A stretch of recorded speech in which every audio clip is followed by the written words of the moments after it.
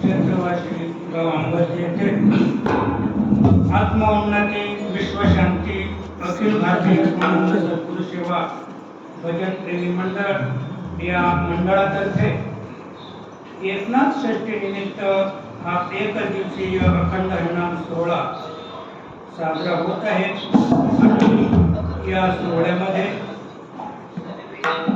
अगदी 8 वाजल्यापासून 6 चक्री प्रवचने झालेली आहेत आणि आता ही अल्पशी कीर्तन सेवा मधपामराकडे आलेली आहे.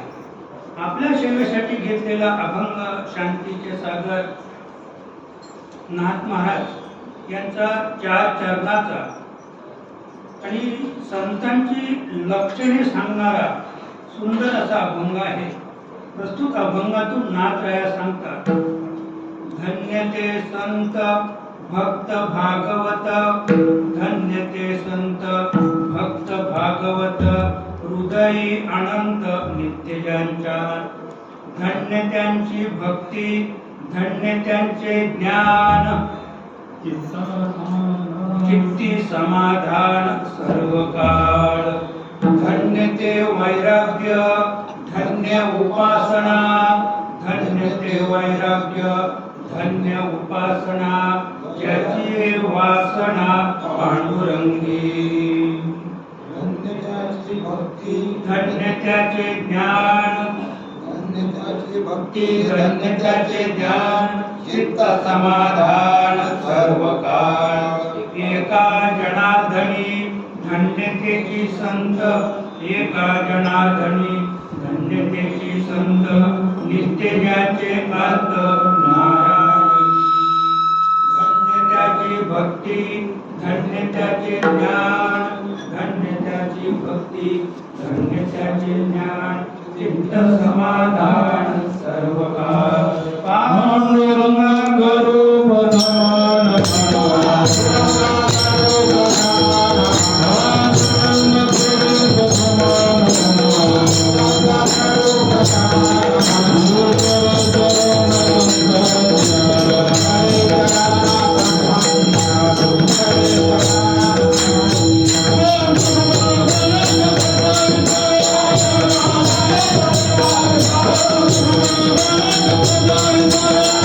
Thank you.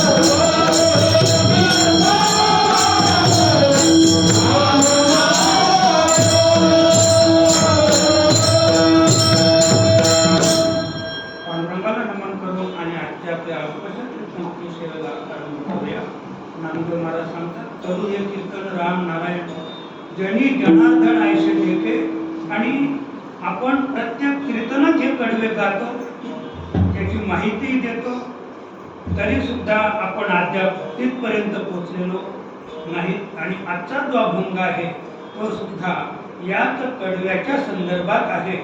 आणि म्हणून नाथ महाराज, आज नाथ महाराजांची षष्ठी आहे आणि त्या षष्ठी निमित्त आपल्या सेवेसाठी घेतलेला अभंग सुद्धा नाथरायांचाच आहे. नाथ महाराजांना संत ही पदवी त्या गोष्टीने अभिप्रेत आहे. ती गोष्ट अभंग नाथ महाराज सांगतात, धन्य तेची संत भक्त भागवत. नाथ महाराज सांगतात की जे भागवताचे भक्त आहेत, धन्य ते. जगात संत अनेक आहेत पण सगळेच संत नाथांना अभिप्रेत नाहीत. नाथांना फक्त एवढंच अभिप्रेत आहे की जे भागवताचे भक्त आहेत. भागवत म्हणजे नाथ भागवत नाही, भागवत म्हणजे श्रीमद भागवत. तर श्रीमद भागवताच्या 11व्या स्कंदावर नाथांनी टीका केली, त्याला नाथ भागवत म्हणतात. आणि इथे फक्त भागवत नाथ महाराज सांगतात, हे भागवत म्हणजे नाथ भागवत नाही तर श्रीमद भागवत आहे. आणि श्रीमद भागवताचे जे आचरण करतात ते भक्त आणि ते संत, असं नाथांचं मत आहे की श्रीमद भागवताचं जे आचरण करतात ते भक्त आणि ते जे भक्त आहेत ते धन्य संत आहेत. आणि हृदय अनंत नित्य, ज्याच्या नाथ महाराज सांगतात की ज्याच्या हृदयामध्ये अनंत नित्य वास करतो ते नाथ महाराजांना ते धन्य ते संत की ज्यांच्या हृदयात अनंत नित्य वास करतो. पुढे पाहू आपण. आणि पुढे नाथ महाराज सांगतात की धन्य त्यांची भक्ती. कोणाची? त्यांची, जे भागवताचं आचरण करतात आणि त्यांच्या हृदयामध्ये अनंत वास करतो, धन्य त्यांची भक्ती, धन्य त्यांचे ज्ञान. भक्ती आम्ही करतो, ज्ञान आम्हालाही झालेलं आहे, पण आमचं ज्ञान आणि आमची भक्ती धन्यतेपर्यंत पोहोचलेली नाही. धन्यतेपर्यंत पोहोचलेली नाही. हृदय ज्याच्या अनंत नित्य आहे, जे भागवताचं आचरण करतात, धन्य त्यांची भक्ती, धन्य त्यांचे ज्ञान. आणि चित्त समाधान सर्व काळ. आणि ज्यांचे चित्त समाधानी आहे सर्व काळ. आम्हालाही समाधान आहे, असं काय समाधान, पण किती काळ? चिरकाल, सर्व काळ. जे सर्व काळ त्यांचं चित्त समाधानी आहे नाथमार्गांना, ते संत धन्य आहे. ते धन्य, त्यांना धन्यता नाथ महाराज देतात. त्याप्रमाणे धन्य ते वैराग्य, बरं का, धन्य ते वैराग्य, धन्य उपासना त्यांची, जे भागवताचं आचरण करतात त्यांचं खरं वैराग्य आहे. वैराग्य आम्हीही दाखवतो. वैराग्य आमच्या ठिकाणी सुद्धा आहे, स्मशान वैराग्य. पण धन्य ते वैराग्य, धन्य उपासना, म्हणजे उपासना म्हणजे भगवंताचा भक्ती करणे. भगवंताची जे भक्ती कोण करतो? तो जो भागवताचं आचरण करणारा आहे, बरं का. आणि ज्याची वासना पांडुरंगी, ज्याची वासना पांडुरंगावर आहे, धन्य ते भक्त. त्याप्रमाणे एका जनार्दनी धन्य ते भक्त, एका जनार्दनी धन्य ते संत, नित्य ज्याचे अर्थ नारायणी. ज्याचे अर्थ पण पुढे पाहू, कारण 4 प्रकारचे भक्त आहेत. 4 प्रकारच्या भक्तांपैकी 1 नंबरचा भक्त अर्थ आहे. आणि तो 1 नंबरचा भक्त अर्थ, त्याचा नित्य तुकडे, त्याचा अर्थ आहे नारायणी, त्याची मोर नारायणाकडे आहे. नाथ महाराज त्याला संत म्हणतात.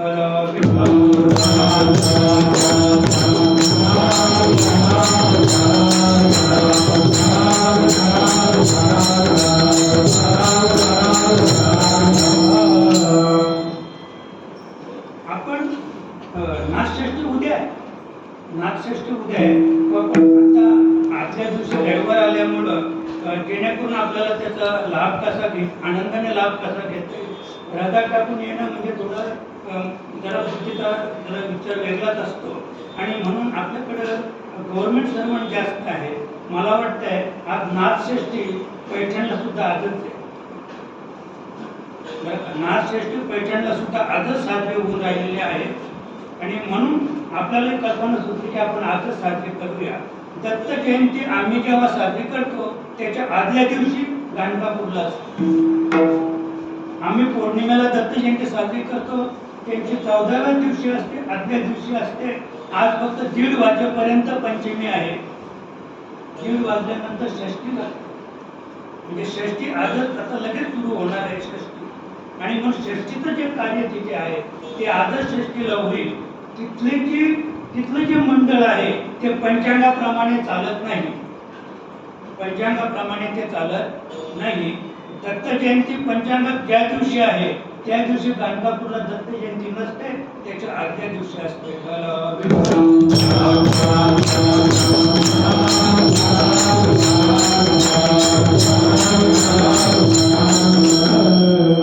आणि थोडक्यात सांगायचं म्हणजे आज जी नाथषष्ठी आहे त्या नाथषष्ठीवर आपली माऊली प्रभाकर महाराज यांनी नाथषष्ठीवर आपला 3.5 दिवसाचा सप्ताह सुरू केला. मी प्रत्येक वर्षी सांगत आलो की या सप्ताहाची सुरुवात श्री क्षेत्र पाली येथे झाली. 3 वर्ष त्या ठिकाणी सुंदर अशा प्रकारचा सप्ताह झाला.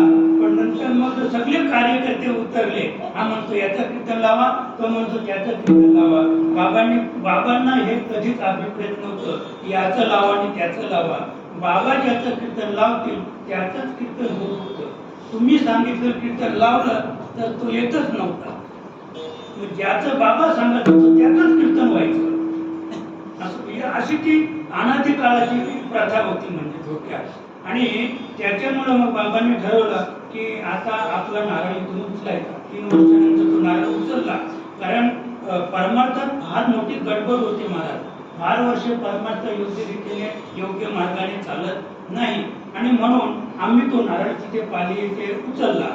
आणि तो इथे नारळ आल्यानंतर तो इथे जो आम्ही त्याचं रोपण जे केलं, त्या वृक्षाचं नारळ नावाच्या वृक्षाचं जे रोपण केलं तर ते आता अगदी गगनालाच गेलं असं म्हणायला हरकत नाही.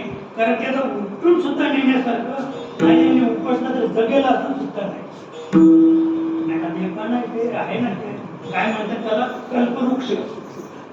त्याची लावण आपण केली आणि त्या कल्पवृक्षाच्या शेजारी माऊलीचं या ठिकाणी आपण काय केलं, अधिष्ठान उभं केलं. आणि हे आता कार्य आपल्याला अधिष्ठानावर करायचं. प्रत्येकाला वाटतंय की आपण मासिक कार्यक्रम करूया, मासिक कार्यक्रम करूया, इथे मासिक कार्य होईल. पण सर्वांनी प्रेमाने आनंदाने या ठिकाणी आपण जर अधिष्ठानावर आलो. आता इथे ग्रामस्थ कोणीच नाहीये, आपण सगळे पाहुणेच आहोत. आपण सगळे कसे आहोत? पाहुणेच आहोत, नाहीतरी पाहुणेच आहोत, नाही का? इथे राहण्यासाठी आलेला स्थानिक असं कोणी नाहीये. ते अधिष्ठानावर आपल्याला कार्य करायचंय. आणि म्हणून आज नाथषष्ठी आहे. नाथषष्ठी म्हणजे नाथांनी जनार्दन पंतांची षष्ठी. जेव्हा जनार्दन पंत गेले, जनार्दन पंत गेल्यानंतर नाथ महाराजांनी जनार्दन पंतांची पुण्यतिथी किंवा पुण्यस्मरण, कारण देवांच्या जयंत्या होतात. शिव जयंती, राम जयंती, कृष्ण जयंती, वामन जयंती, हनुमान जयंती, म्हणजे देवांच्या जयंत्या होतात. आणि संतांच्या पुण्यतिथी किंवा पुण्यस्मरण संतांचं होत असते. आणि मानवाची होत असते ते काय? श्राद्ध. तरी आम्ही काय लिहितो मोठ्या अक्षराने? पुण्यस्मरण. म्हणजे पुण्याचं स्मरण करण्यात इतकं आपले कर्म नाही. बरं, जे संत पदाला पोचले त्यांचं फक्त पुण्यस्मरण किंवा पुण्यतिथी साध्य होत असते. आणि याच न्यायाने आज नाथ महाराजांची पुण्यतिथी आपण गेली कित्येक वर्ष साजरी करत आलो. आणि त्याचाच एक भाग म्हणून आपला हा जो 3.5 दिवसाचा जो अखंड हरिनाम सोहळा, तो आपण एक थोडं विचारांती माऊली प्रभाकर महाराजांच्या पुण्यतिथीवर आपण जो आयोजित केला गेला. मी तेव्हा सांगितलं की त्या सोहळ्यामुळे नाथांना एवढा आनंद झाला असेल, तर नाथांना ते अभिप्रेत होतं तुम्ही तुमच्या गुरुचं पुण्यस्मरण साजरं करा. नाथांना ते अभिप्रेत आहे की तुम्ही तुमच्या सद्गुरूचं पुण्यस्मरण, पुण्यतिथी साजरी करा. त्या तिथीवर तुम्ही तुमचा सोहळा साजरा करा. त्या सोहळ्यात जो आनंद आहे बरं का, त्या आनंदाने नाथ तर आनंदित झाले, पण 33 कोटी देव भगवान महाविष्णू सहित आनंदित झाले का? तर आपण आपल्या प्रत्येकाने, मला हे सांगायचे या जगामध्ये प्रत्येकाने, प्रत्येक मंडळाने आपल्या सद्गुरूची पुण्यतिथी साजरी करा. सगळे देव आनंदित होतील आणि सगळे संत सुद्धा आनंदित होतील.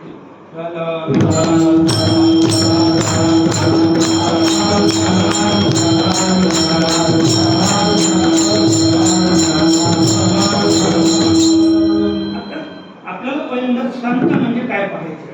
कारण संत, मी नेहमी सांगत आलो, संत हा शॉर्ट फॉर्म आहे, त्याचा लॉंग फॉर्म आहे सनातन. सनातन फक्त आत्मा आहे. सनातन म्हणजे अनादि असा जो आहे तो आत्मा आहे. आणि आत्म्याला संत ही पदवी आहे. आता संत याचे तुकोबाला सांगतात, तेची संत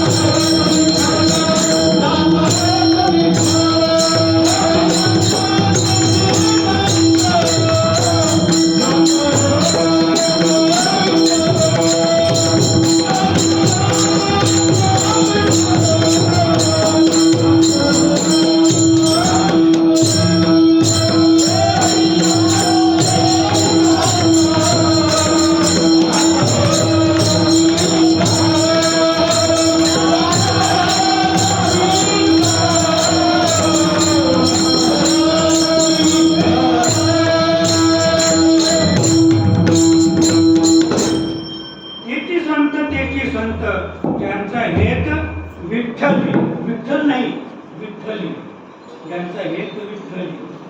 मला हे नव्हतं सांगायचं, ज्यांचं मन झालं शांत हे सांगायचं.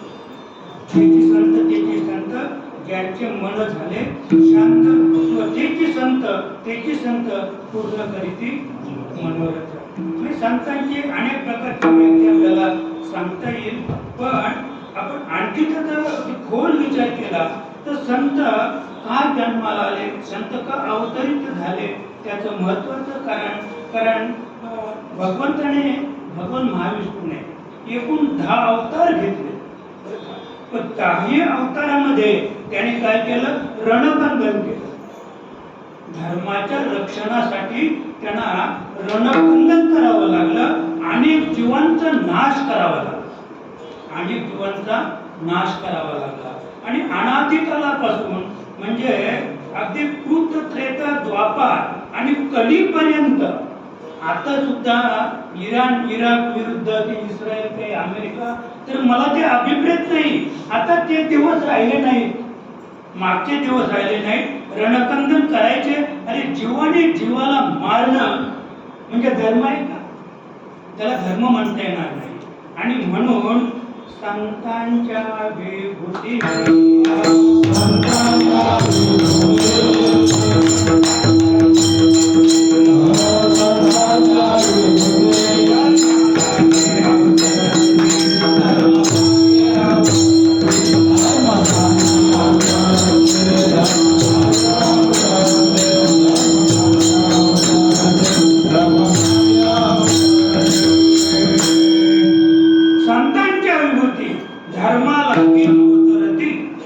म्हणजे आता भगवान महाविष्णूने त्याच्यात विचार केला आणि बदल केला. भगवंताने ठरवलं की आता आपल्याला अवतार घेऊन चालणार नाही. आणि आपला अवतार कसा आहे? आपला अवतार म्हणजे चक्र, शंख, पद्म, गदा, नाही का? भगवान विष्णू यायचं म्हटलं, आता इथे आपल्याकडे भगवान महाविष्णूचं अधिष्ठान आहे. त्याचं ते गदा काढून घ्या, चक्र काढून घ्या, शंख काढून घ्या आणि पहा मग ते कोण ते माहित आहे का? देवांचे वैद्य अश्विनी कुमार होते. ते कोण होते? मग हे सगळं काढलं की ते अश्विनी कुमार. आणि म्हणून भगवान महाविष्णूने ठरवलं की आता आपण अवतार घ्यायचा नाही. मग आता संतांच्या विभूती लक्षात का? म्हणजे संतांच्या रूपाने आता भगवंत नटलेला आहे. आणि संतांच्या रूपाने नटल्यामुळं त्याचं कार्य बदललं. आता आपण जर विचार केला तर धर्माची वाट मोडे नाथ महाराज सांगतात, अधर्माची शीप चढे. धर्माची वाट मोडली की अधर्माची शीप चढे. आणि तै आम्हा येणे घडे संसार स्थिती. नाथ महाराज सांगतात आम्ही काय संसारामध्ये आलो? धर्माची वाट मोडली, अधर्माची शीप चढली, अगदी टोकाला अधर्म गेला. आणि म्हणून आम्हाला या संसारामध्ये यावं लागलं. नानामते पाषंड कर्मठता अतिबंड तयाचे ठेकणे तोंड हरी भजने. आता संतांनी काय केलं? कोणते आयुध आणले का? बरोबर तलवार, भाता, बाण किंवा बंदूक वगैरे असं काही शस्त्र आणले का? म्हणजे असा जो अधर्म आहे तो शिगेला चढलेला अधर्म आहे. त्याने धर्माची हानी केली. तयाचे ठेचणे तोंड, त्याची तोंड खेचण्यासाठी संतांचं अवतार आहे महाराज. आणि ती तोंड कशी खेचतात? ते हरिभजने. म्हणजे त्याच्यासाठी संघर्ष करत नाही, संत वाद करत नाही. मग काय करतात? राहीच बैसोनी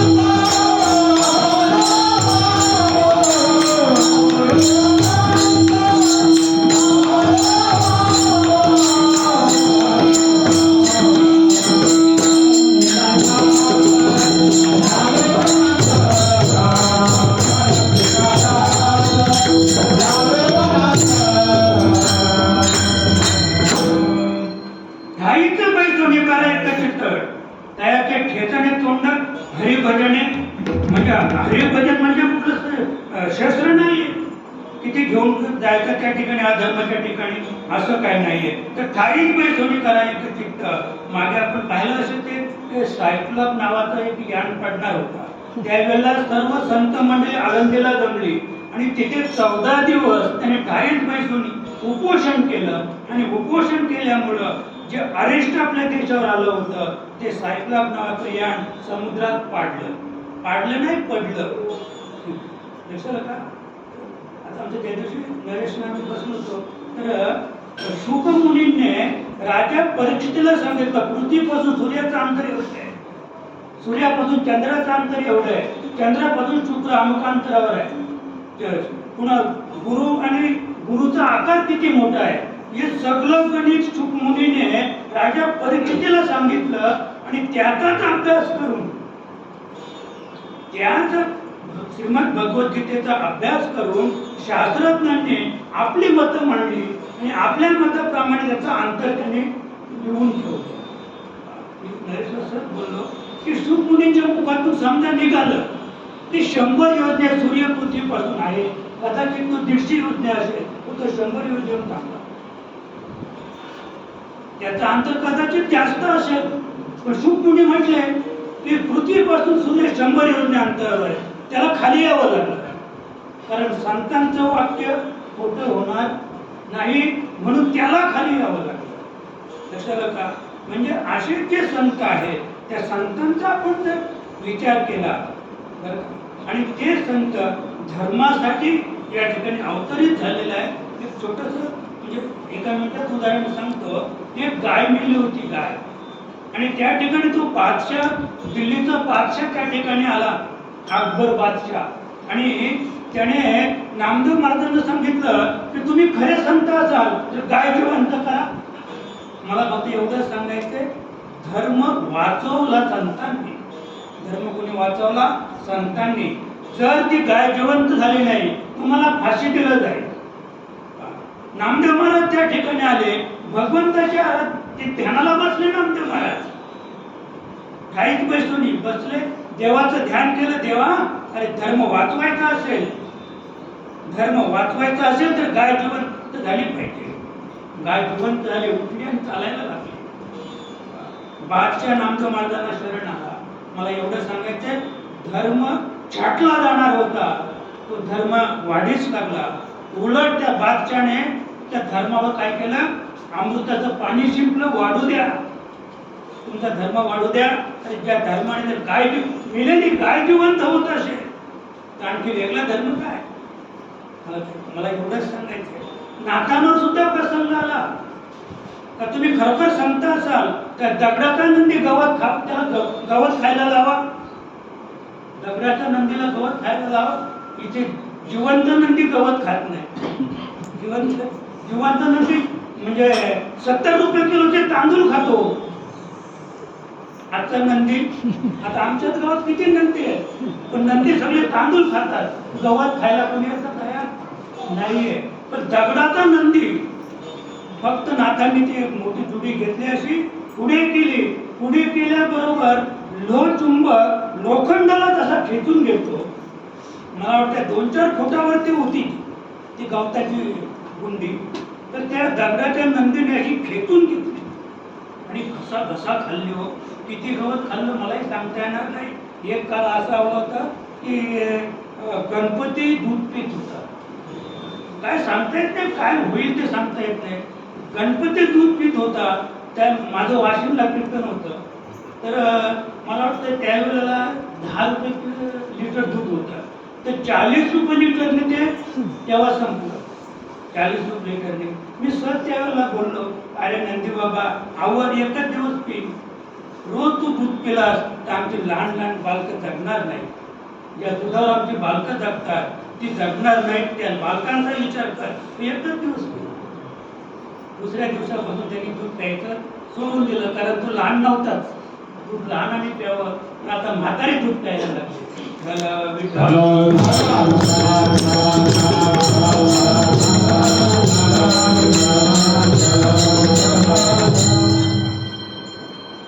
नंदीने गवत खाल्लं आणि मग नाथ महाराज दर्शन घेतलं नंदीचं. सांगितलं, बाबा थांबू नको, काल कठीण आहे, काल कठीण आहे. लोक तुझ्या पाया पडून झिजून झिजून मारतील. त्याला आज्ञा केली आणि तो नंदी आता पण आता खोल पाण्यात जाऊन थांबले. तिथेच आहे पैठणला, जिथे नाथांची समाधी आहे. नाथांनी सांगितलं थांबू नको, जा बाबा. जसं दंडवत दंडवत स्वामीला सुद्धा नाथांनी आज्ञा केली, अरे बाबा समाधी घे, नाही तर मारतील लोक तुला, पाणी पिऊन देणार नाहीत लोक तुम्हाला. एवढी लाईन लागली दर्शनाला. कंटाळला बिचारा, घाबरला, नाथांना शरण दिला. पण समाजाने मात्र नाथांवर ताशेरे म्हणे तुम्ही त्याला काय केलं, आत्महत्या करायला लावली. पण ती काही आत्महत्या त्याच्या हिताची जी गोष्ट होती असो. तेव्हा मला फक्त एवढं सांगायचं की नाथांनी सुद्धा आपल्या जीवनामध्ये असे अनेक, मगाशी जगदीश तरे की जनार्दनने सांगितलं की लढाई सुद्धा केली. जेव्हा आमचे जनार्दन पंत समाधिस्थ होते, पण जनार्दन पंतांना उठवायचं कसं म्हणून जनार्दन पंतांचे भिंतीला लावलेले त्यांचा जो पोशाख होता सरदारकीचा, तो पोशाख स्वतः नाथांनी अंगावर चढवला, घोड्यावर बसले, तलवार हातात घेतली आणि युद्धाला गेले.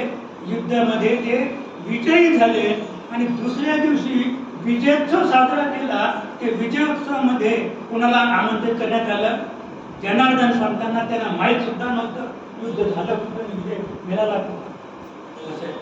तेव्हा मग चौकशांची कळलं की कालचं जे युद्ध झालं ते कोणी केलं, नाथ महाराजांनी केलं. मला हे सांगायचं की संत काय करतील नाही का ते सांगता येणार नाही.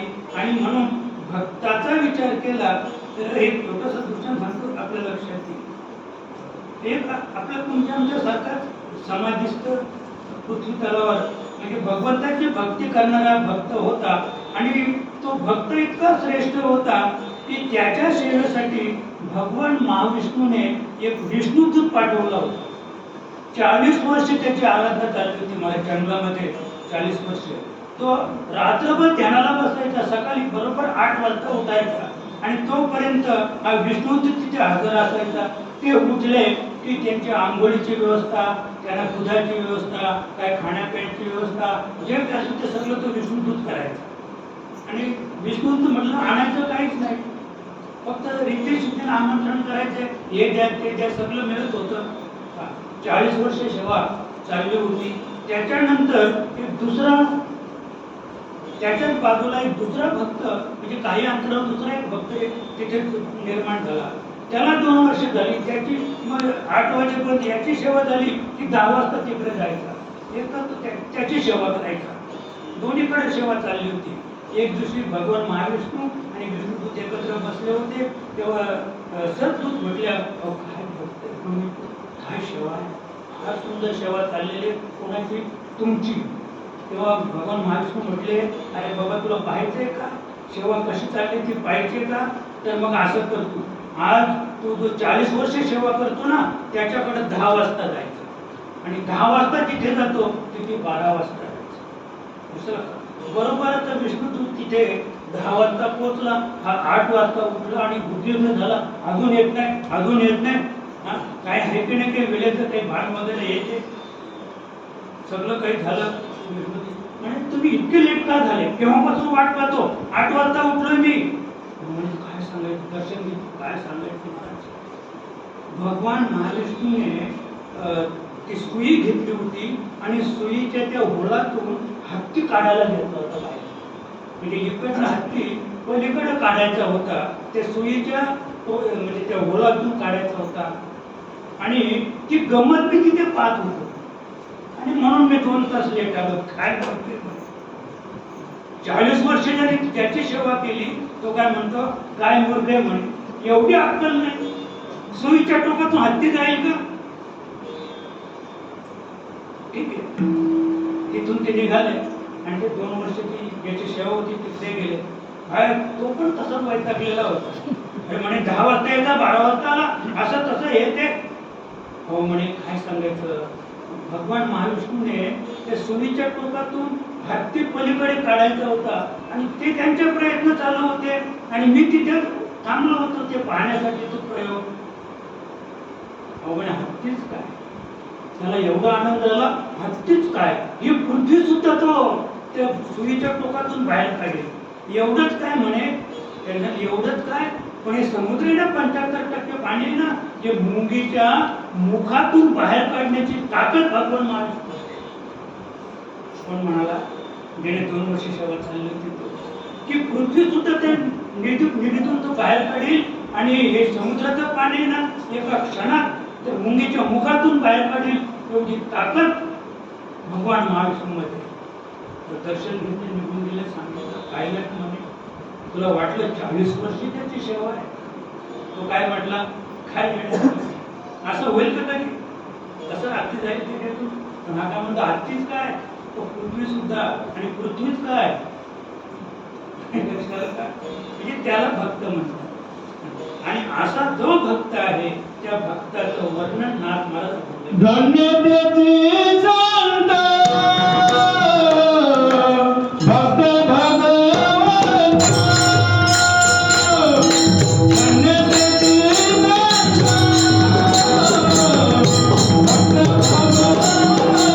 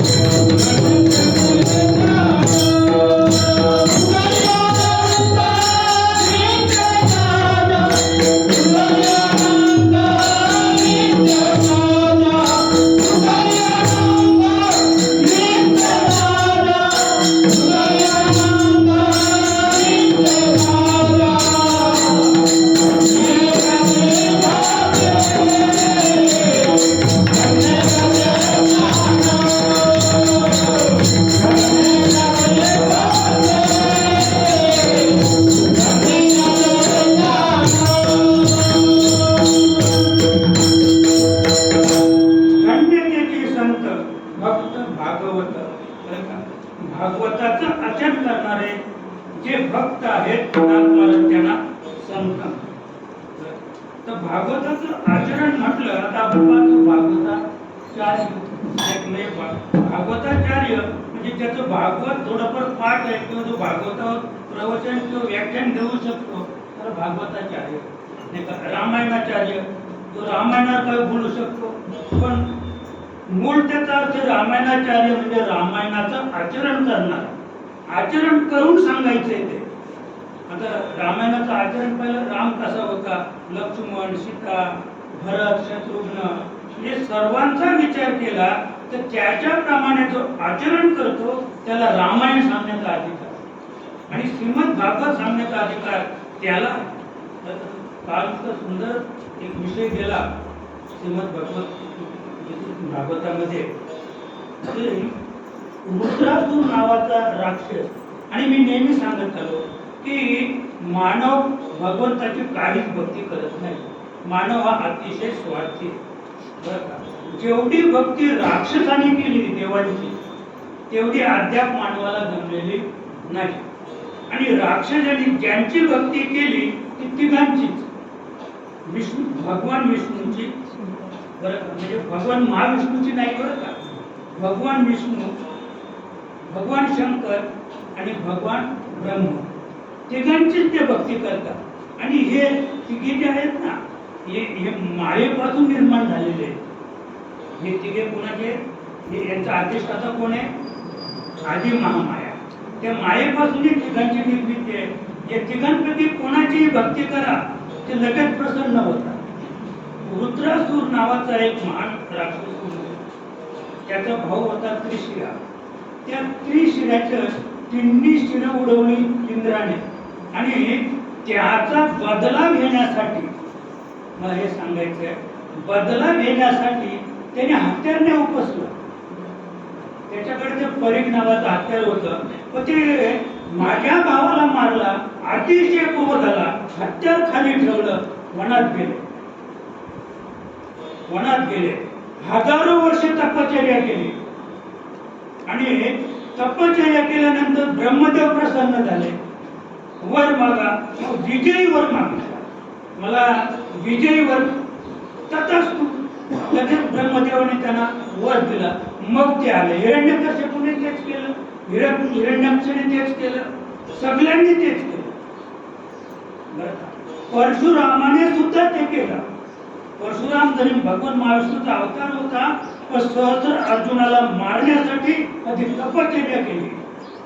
बरं, जे सप्त ऋषी जे निर्माण केले कश्यपाने, आणि ते निर्माण केल्यानंतर सृष्टीची निर्मिती करायची होती, सगळे गेले तपश्चर्या करायला. पण त्यांनी तपश्चर्या केल्यानंतर त्यांना भगवान महाविष्णूची प्राप्ती झाली. त्याने पहिले हे लाचाटलं सगळं. याच्यामध्ये कोण लागतं? सृष्टी निर्मिती. हे कालं ना ते बोलणं, हे उंचन ठेवणं, हे जगलं ना ते मेलं नाही, हे फुगडणं ते फुगड, ते त्यांनी सोडूनच दिलं. नातच नको सृष्टी निर्मिती. लक्षात. मग ही कश्यप सृष्टी, फक्त कश्यपाने त्याची निर्मिती केली. असं आपला विषय फक्त एवढाच आहे की मग त्रिशिराला मारल्यानंतर त्याने तपश्चर्या केली, तो आला आणि अनेक वेळा इंद्राला पराजित केलं, अनेक वेळा इंद्राला पराजित केलं. सगळे देव नामोहरण झाले, पराजित, लाजीवानी गोष्ट आहे. मग भगवान महाविष्णूकडे गेले, व काय करायचं? वृत्रासूर ऐकतच नाही. मग भगवंताने सांगितलं की एक वल्ली आहे, वल्ली पृथ्वी तलावर, दधीची नावाचा ऋषी आहे, तुम्ही त्याला शरण जा. मला हे सांगायचंय की तुम्ही त्याला शरण जा. सगळे देव तिथे आले, 33 कोटी देव इंद्रासाठी, इंद्रासाठी. बरं का? आणि इंद्रासारखा देवच दुसरा, म्हणजे वाईट वृत्तीचा देवच नाही. इंद्राला कधीच कुणाचं चांगलं पावलं नाही उभ्या आयुष्यामध्ये. बरं का? आणि तरी त्याच्यासाठी तो आपला अपमान नको, आपल्या जातीचा अपमान नको, आणि म्हणून सगळे देव तिथे आले दधीची ऋषींकडं. त्यांची आराधना केली. दधीची ऋषी प्रसन्न झाले आणि म्हणे कशासाठी आलात तुम्ही? म्हणजे आम्हाला थोडीशी तुमच्याकडे वस्तू आम्हाला पाहिजे. काय सांगा म्हणे, देतो लगेच. काय ऋषीच ते सांगा म्हणे, तुमची हाडं पाहिजे. काय सांगितलं? भगवान महाविष्णू सांगितलं होतं की दधीची ऋषीची हाडं, त्या हाडांपासून वज्र बनवा, एक हत्यार बनवा, आणि ते हत्यार एकदा इंद्राच्या हातात गेलं की रुद्रासुराला त्याचा पराजय करता येणार नाही आणि रुद्रासुराचा वध झाल्याशिवाय. हो, फक्त नुसतं ऐकलं कानातून, एवढंच का म्हणे? एवढंच लगेच बसलो, लगेच समाधिस्थ, लगेच आपलं प्राणोत्क्रमण केलं, आपला या देहातून प्राण काढून टाकला आणि भगवंताशी विलीन केला आपला प्राण. दधीची ऋषींनी, अरे या नाशवंत हाडाने जर धर्माचं रक्षण होत असेल तर ऋषी कसं काय?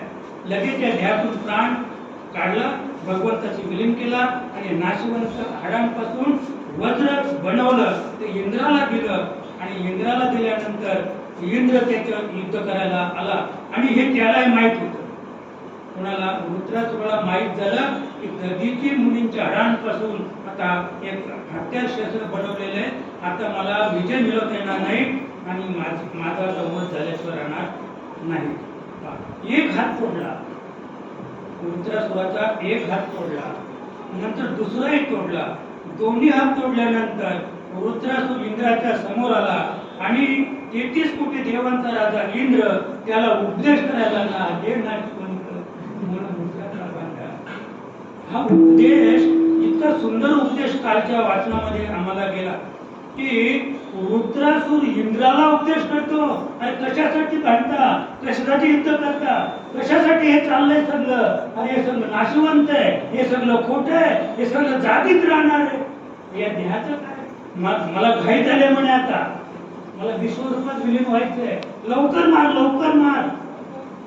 काय सांगत होता, तुझं ते वज्र हातात घे, ते शस्त्र हातात घे आणि डोकं उडव लवकर माझं, मला जाऊ द्या, माझं फार वाईट आयुष्य फार फुकट गेलं का. एवढी भक्ती होती रुद्रासुराची. तसं त्याचं शिर उडवलं ना, लगेच ती प्राणज्योत निघाली आणि त्या इंद्राच्या समोर भगवान महाविष्णूमध्ये विलीन झाले. काय म्हणावं त्याला, भक्त म्हणावं, राक्षस म्हणावं की संत म्हणावं, की ज्याची प्राणज्योत भगवान महाविष्णूमध्ये विलीन झाली. बरं का, त्याला मला वाटतं भक्तच म्हणावं, तो राक्षस नाही, त्याला पूर्ण ज्ञान होतं.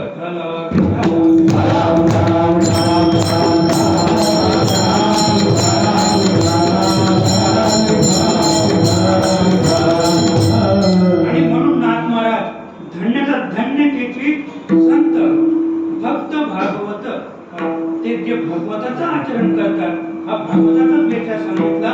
रुद्रासुराने भागवताचंच आचरण केलेलं आहे आणि ही कथा सुखमुनी राजा परीक्षितीला सांगतात.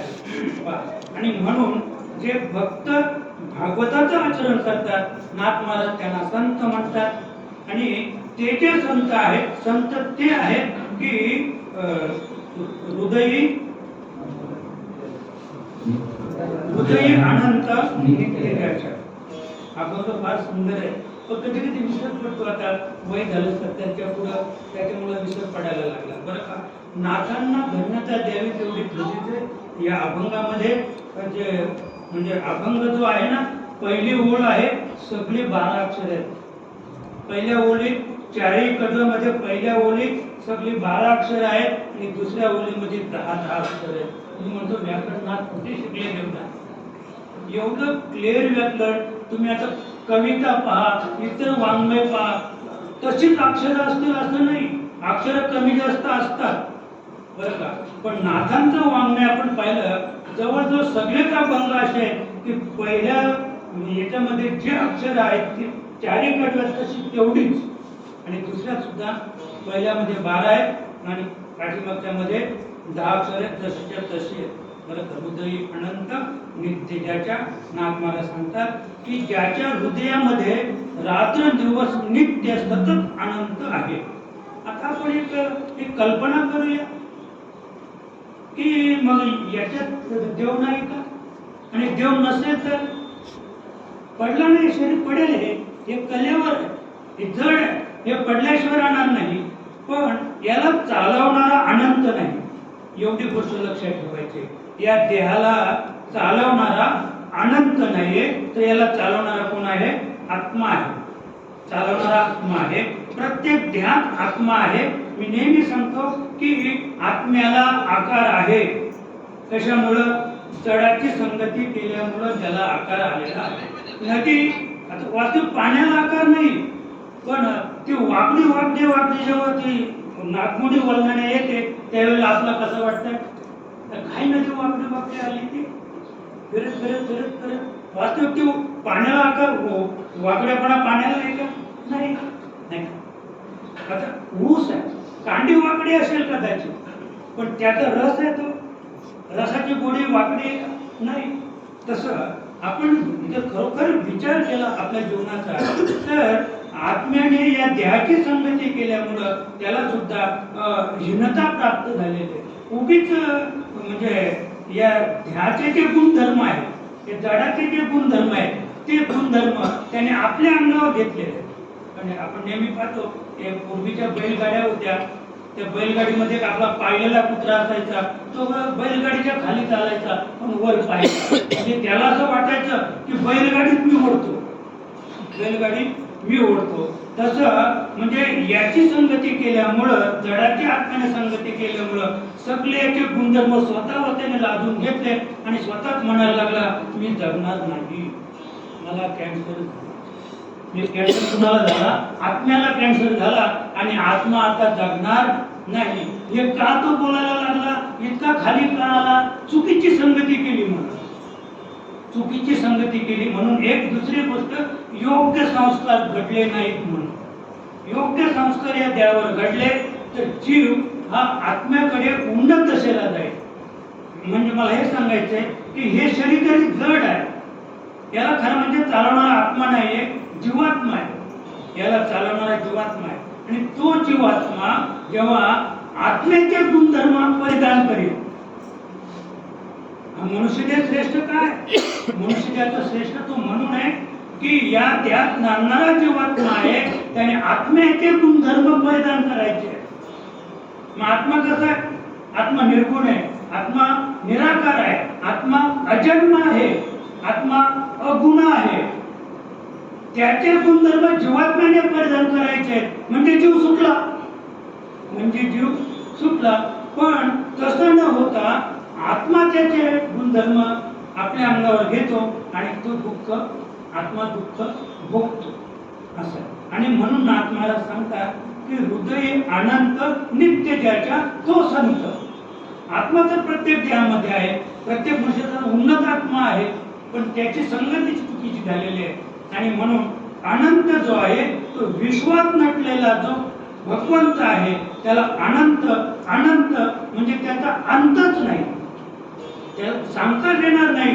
तो कसा आहे, लहान आहे, मोठा आहे, काळा आहे, गोरा आहे, आणखी छोटा आहे की काय सांगताच येणार नाही. असा जो अनंत आहे तो अनंत नुसतं नटलेलाच नाही, नाना रूपे नटला हरी भरून उरला चराचरी. म्हणजे नाना रूपाने तो नटलेला आहे एवढंच नाहीये तर भरून उरलेला आहे. तो सगळीकडे इथे आहे, इथे आहे, इथे आहे, वर आहे, खाली आहे, बाहेर आहे, सगळीकडे तो आहे. त्याला अनंत म्हणतात. आणि असा जो अनंत आहे हृदय अनंत नित्य ज्याचा तो अनंत ज्याच्या हृदयामध्ये आहे. बरं का, आता हृदय सांगता येईल का? नाथाने त्याला हृदय म्हटलेलं आहे ना, ते हे हृदय नाही. इथे आपल्या इथे बाजूला आहे तिथे प्रत्येकाच्या मुठी एवढे येते. बरं का, घरी जाऊन आपली उंची मोजा 3.5 हात, दुसऱ्याची नाही मोजायची, आपली आपण उंची मोजायची. 3.5 हातापेक्षा जर थोडी जास्त आली तर मला येऊन सांगा की माझी उंची एवढी जास्त आहे म्हणून, 3.5 हातापेक्षा. आणि तुमचं हृदय जे आहे ते तुम्ही बाहेर काढून तुमच्या मुठी एवढंच आहे. शास्त्रज्ञांनी सांगितले, माझं मत नाही, तर आपण अद्याप आजमावलेलं नाही. तर शास्त्रज्ञ सांगतात की प्रत्येकाचं हृदय त्याच्या मुठी एवढे आणि त्या हृदयाच्या बाबतीत आत्माला सांगत नाही. बरं का, याच्यात हे आध्यात्मिक क्षेत्रातील हृदय वेगळं आहे.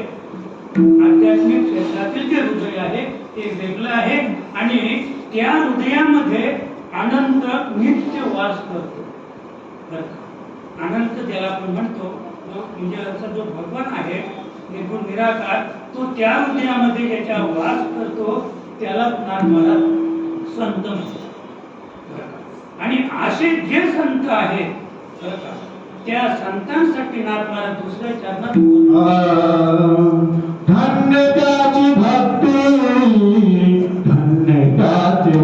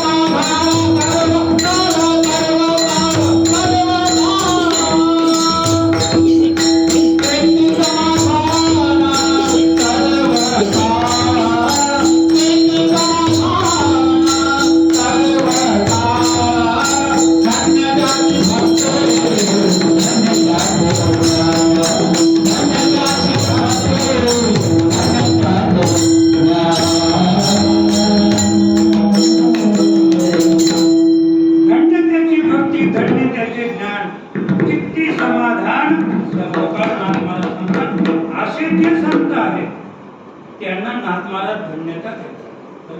धन्यादी दिन संत दर्शनाचा अनंत जन्मीचा शील देतात. धन्यता नाथ महाराज त्यांना देतात. धन्यादी दिन झाले संतांचे दर्शन. तुकोबाराचा धन्य आम्ही जन्माल दास विठोबाचे धर्म. म्हणजे धन्यता केव्हा प्राप्त झाली? विठोबाचे दास झाल्यानंतर, विठोबाची ओळख झाल्यानंतर तुकोबाराय सांगतात धन्य आम्ही जन्मालो दास विठोबाचे. म्हणजे विठोबाचं दास होण्यात काहीतरी महान असा फायदा तुकोबारायांना दिसला, म्हणून त्यांनी स्वतःच्या जन्माला धन्यता दिलेली आहे. तसे नाथ महाराज संत या पदाला धन्यता देतात. धन्य त्यांची भक्ती. कोणाची? जे संत आहेत त्यांची भक्ती धन्य आहे, त्यांचं ज्ञान धन्य आहे. नुसते संत धन्य नाही तर त्यांची भक्ती आणि ज्ञान धन्य आहे. चित्ती समाधान सर्व काळ. बरं, आता चित्ताचा आपण विचार केला तर हे अंतःकरण चतुष्टय, मन बुद्धी चित्त आणि अहंकार. हे चतुष्टयाचा विचार केला तर हे सगळं कार्य मन करतं. हे सगळं कशामुळे चाललंय? मनामुळं सगळं चाललेलं आहे. आणि म्हणून तुकोबाला विनंती करतात, नको नको मना गुंतू माया झाली, काल आला जवळ ग्रास आला. बरं, मन नावाची जी वस्तू आहे ती दिसते का? दिसत नाही. बरं, मन नसून द्या दिसते. पण मनाला ज्याचं म्हणजे अधिष्ठान आहे बुद्धीचं अधिष्ठान आहे. तर बुद्धी निश्चय आत्मज्ञान. मनाने ठरवलं आत्मज्ञान प्राप्त करायचं तर ते अवांतर आहे. मनाची गोष्ट कशी आहे? अवांतर आहे, ते शक्यच नाही. बुद्धीने निश्चय केला तर मन कार्यरत होईल. बरं, मग बुद्धी सांगता येईल का कुठे येते? बरं, मनाचं अधिष्ठान सांगा, मन कुठे राहतो? सांगता येत नाही, तो कार्य करतो. बुद्धी नेमकी कुठे राहते, तिचा आकार कसा आहे, ती काळी की गोरे उंच एके ठेवणे सांगता येईल? नाही सांगता येणार, पण कार्य करते. चित्त, आता आपण पाहतो चित्त चित्त चित्त चित्ती समाधान सर्व काळ. पण चित्त सांगता येईल का? नाही. चित्ताचा दुसरा एक भाऊ आहे, तो सांगता येईल, पित्त. बरं, शास्त्रज्ञ सांगतो पित्त किती आहे? एवढंच आहे पित्त, एवढंच पित्त आहे. त्याच्यामध्ये एक पदार्थ आहे, हिरव्या रंगाचा पदार्थ आहे. कदाचित ते पित्त खवळलं थोडक्यात की त्या पिशवीला जर घाम आला, पित्ताची जी पिशवी आहे ती गरम झाली आणि घाम आला तर तो घाम बाहेर पडला तर माणसाला कावीळ होते. म्हणजे तो घाम रक्तामध्ये मिक्स होतो. आणि रक्तात मिक्स झाल्यानंतर मग आम्ही बोटावर पाहतो, म्हणजे नखं पिवळी पडली, म्हणजे नखं पिवळी पडली म्हणजे आम्हाला काय झाले? कावीळ झाली. कावीळ का होते? तर पित्त बिघडलं की कावीळ होते. पित्त बिघडलं की अन्न पचत नाही. पित्त बिघडलं की सगळं बिघडलं. चित्त बिघडलं की परमार्थ बिघडलं. बरं, मग चित्त कुठे राहतो? पित्ताचं स्थान माहिती आहे. पित्ताचं स्थान आपल्याला माहित होईल. आपला जर एक्सरे किंवा सोनोग्राफी केली तर तुम्हाला पित्त दिसेल, पण चित्त दिसणार नाही. चित्त कुणाला दिसणार नाही. पण जरी ते दिसत नाही पण ते किती महान कार्य करते. चित्ती समाधान सर्व काळ. त्याची संत ते आहेत की ज्याच्या चित्तामध्ये काय आहे? समाधान. रात्रंदिवस म्हणजे सर्व काळ तिथं त्याला अंत नाही आणि आधी सुद्धा नाही. इतकं समाधान त्या चित्ताच्या ठिकाणी प्राप्त झालेले त्यांना संत म्हणतात. आणि असे जे संत आहेत बरं का, त्या संतांचं तिसऱ्या चरणात नाथ महाराज वैराग्याविषयी सांगतात. धन्य ते वैराग्य धन्य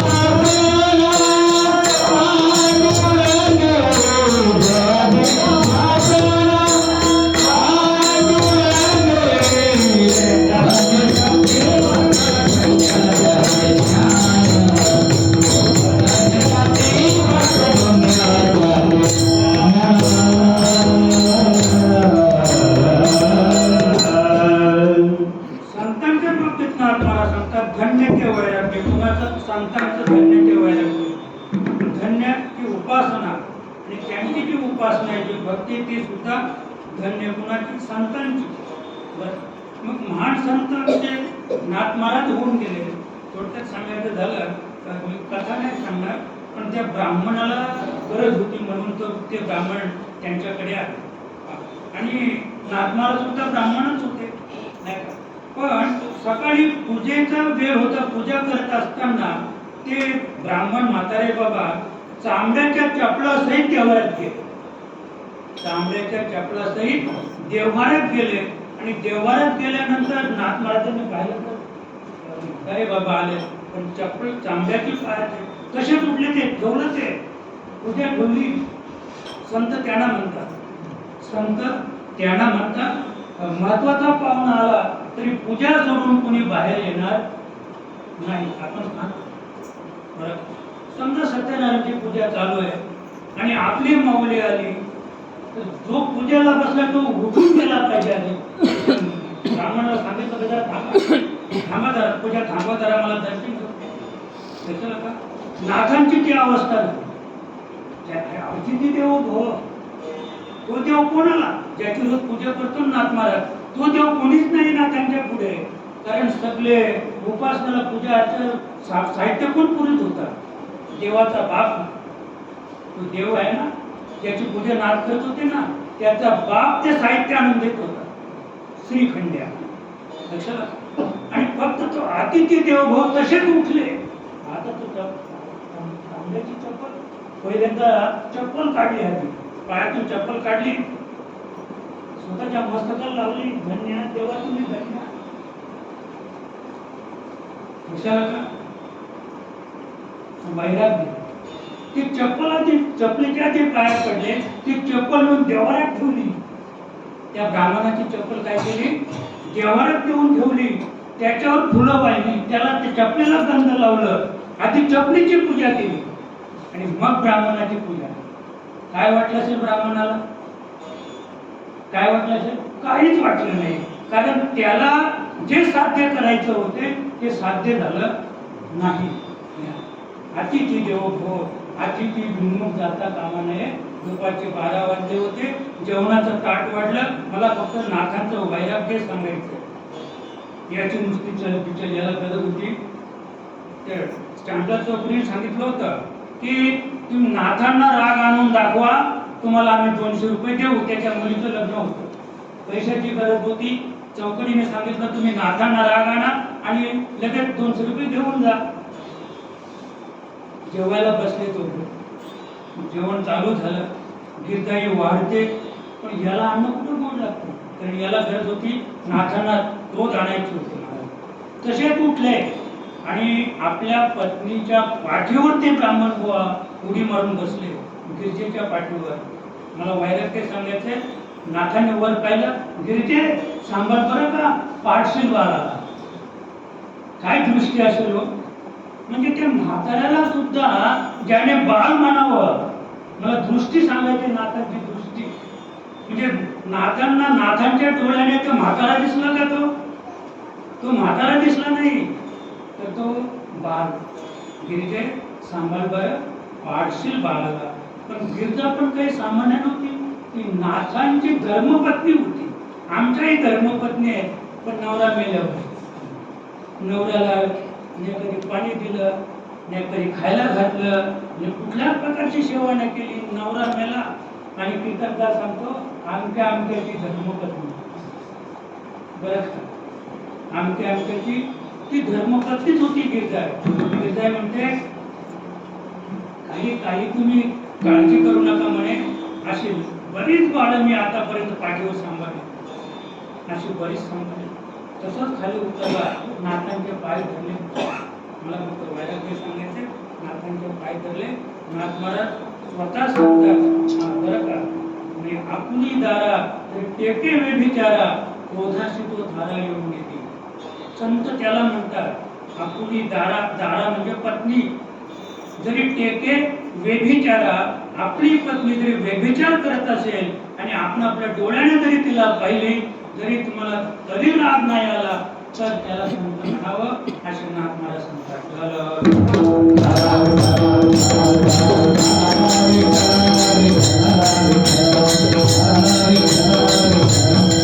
धन्य नुसत्या वैराग्याला धन्यता देत नाही, वैराग्य तर भरपूर आहे. कबीराला भेटायला गेले होते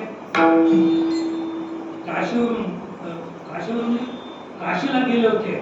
अजून कुठले तरी ब्राह्मण असतील ते कबीरांचं नाव ऐकून कबीरांच्या घरी गेले आणि पत्नी होती घरात. म्हणे कबीरजी आहेत का भेटायला आला? हो म्हणे आहेत ते, पण ते आता स्मशानात गेले. पण आता ओळखायचं कसं? त्यांना जायची घाई होती, भेटून लगेच जायचं होतं. म्हणे ज्याच्या मस्तकावर तुरा असेल ते कबीर. आता हे गेले धावत धावत गेले, प्रेत अद्याप स्मशानापर्यंत पोहोचलं नव्हतं. प्रत्येकाच्या डोक्यात तुरा होता. ते आपण पाहतो ना आता लग्नामध्ये वगैरे ते बांधतात, ते सगळ्यांच्या डोक्यात ते तुर. आता हा विचार करायला नेमकी कबीर कोण? स्मशानापर्यंत गेला आणि तो भांबावला जरा. आता नेमकी कबीर कोणाला विचारावं कोणाला, पण तो थांबला जरा. आपण थांबूया म्हणे, जरा थांबला तो. थांबल्यानंतर त्याला आग लावली, त्या प्रेताला आग लावली. लोक पाठीमागे फिरली आणि हा पण चालायला लागला. थोडा पुढे आला तर एकाच्या डोक्यात तुरा नाही, सगळ्यांनी फेकून दिले. पहा ना तुम्ही. आता कधी कधी आता येईल ना गावदेवीची जत्रा वगैरे, प्रत्येकाच्या डोक्यात तो तुरा तिथे बांधला जातो. कुठे? तिथे. पण ती पालखी पुरी होईपर्यंत सगळे रस्त्यात पडलेले असतात. ज्याला वाटतं तिला फेकून. आमच्याकडे 7-8 आहे. कुठल्या तरी यात्रेतच ते फेकलेले आहेत, मी जमा करून आणले. तर जेव्हा कबीर म्हणजे ते ब्राह्मण जर पाठीमागे पाहायला लागले, सगळ्यांनी एकाच्या डोक्यात तुरा नव्हता, एकाच्या डोक्यात तुरा होता. मग ते गेले पाय धरले, म्हणे आपणच कबीर. कसे ओळखले? म्हणे तुमच्या पत्नीने मला कोण सांगितली होती की ज्याच्या डोक्यात तुरा असेल तेच कबीर. दर्शन घेतलं काय असेल ते वगैरे वगैरे. मला एवढं सांगायचं आहे की तो जो तुरा होता, तो जो फेटा होता, तो वैराग्याचा फेटा होता. आणि बाकीच्यांचे जाताना जे फेटे होते ते स्मशान वैराग्याचे होते. आणि स्मशान वैराग्य हे क्षणिक आहे. म्हणून धन्य ते वैराग्य. कोणाचं? संतांचं, थोडक्यात कबीर महाराजांचं, बरं का, नाथांचं, नामदेव महाराजांचं, माऊली ज्ञानोबारायांचं. जेवढे 57 संत होऊन गेले, धन्य ते संत, बरं का, धन्य ते वैराग्य. त्यांचं वैराग्य धन्य, त्यांची उपासना धन्य. त्यांची जी भगवंताविषयीची जी भक्ती आहे, ती भक्ती म्हणजे मुक्तीवरील भक्ती. मुक्ती प्राप्त करून ते भक्ती करायला लागले, म्हणून ती धन्य.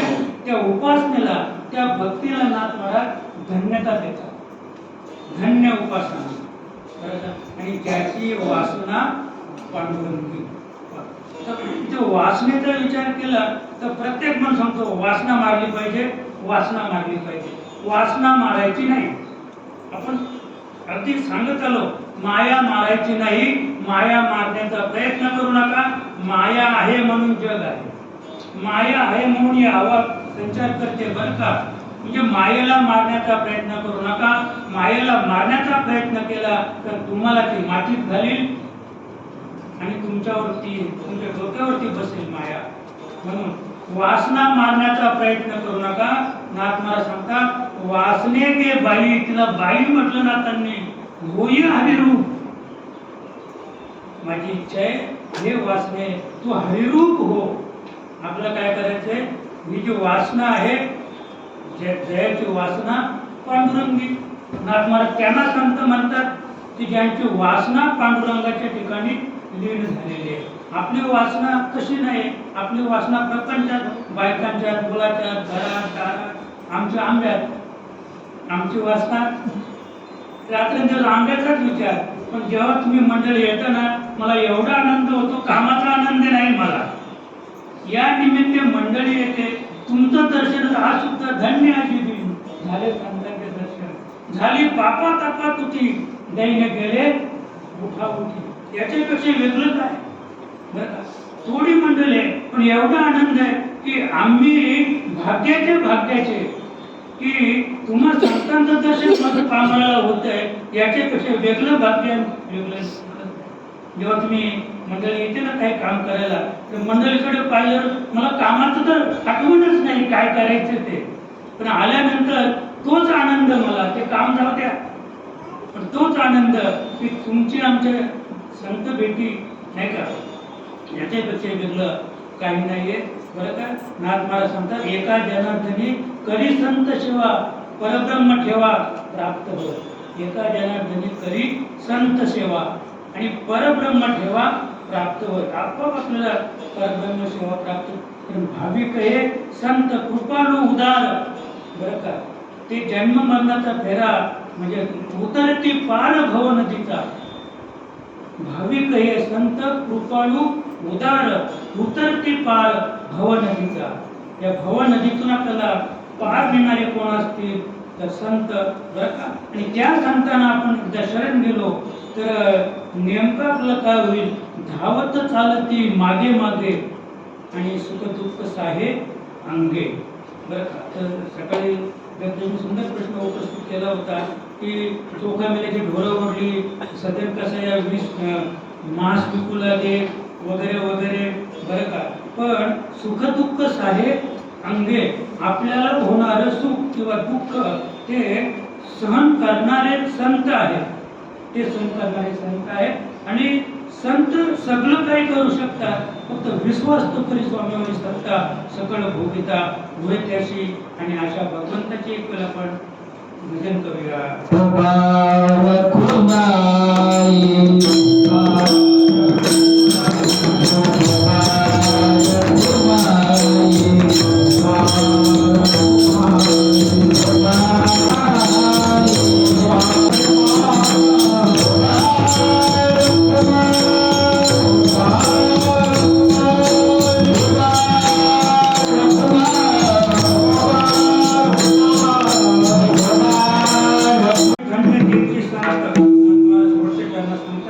एका जनार्दनी धन्यतेची संत नित्य ज्यांचे अर्थ नारायणी.